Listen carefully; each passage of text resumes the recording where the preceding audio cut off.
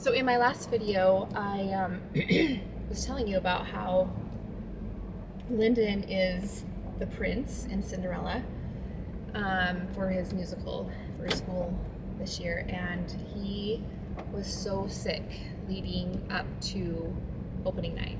Like, he was like home in bed sick. So he missed a lot of practice, and he just like couldn't sing or like really talk. So we went back to school a couple days before opening night because we're like, okay, well, he's got to get moving.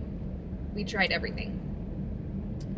And when I made the video, I let you know that I was a little, I don't know about distraught, but just like feeling kind of sad for him, because they had called, his good friend had called him and let him know, like, hey, just so you know, I am practicing the songs just in case you can't perform. And up until that point, I'd never thought that Lyndon wouldn't get to do it. Like, I just kind of like, in my mind, I'm like, well, it's gonna work out, it's gonna work out. And I never thought of the alternative. And so when I heard that, I just like laid in bed and just thought, oh my gosh, I feel like frustrated for him and sad that he put all this work into it and that it may be for naught, like he might not even be able to do it. And so I had that thought come to me about the acronym ILAMEBISOK. I lost all my elections, but I'm still okay. My friend and I did that in high school because we had lost everything that we tried out for, but we had just made up this funny little thing at the time. But I was thinking about that, but I'm still okay. I'm still okay. And it really helped in that moment for me to just let go and trust that whatever happened, happened, and it was going to be okay. So he miraculously was able to perform opening night and the following night, or like it was a soft opening and then opening night and the next night. And he sounded amazing. We couldn't even tell that he was sick, and it was so cool.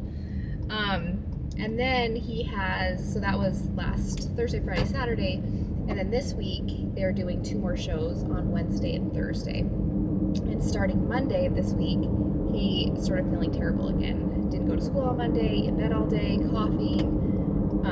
coughing so much that he's like gagging and throwing up, and anyways, it's bad. And so Tuesday also didn't feel great, and so last night, Wednesday, when he was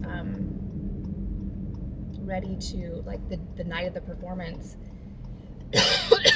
see, I have the cough too.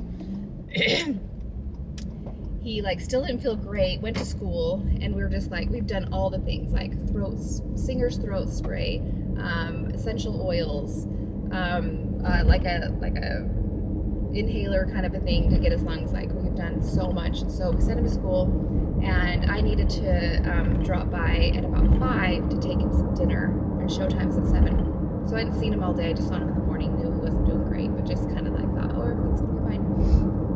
And so I see him at 5 last night and give him his dinner, and he is just like hoarse.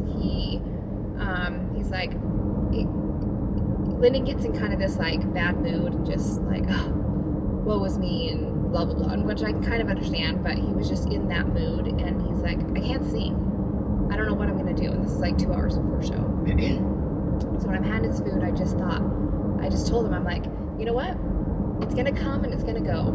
It's gonna be 7 o'clock opening, the curtains are gonna open, and you're either gonna do great or you're gonna do terrible, but either way it's gonna happen and you're gonna be okay.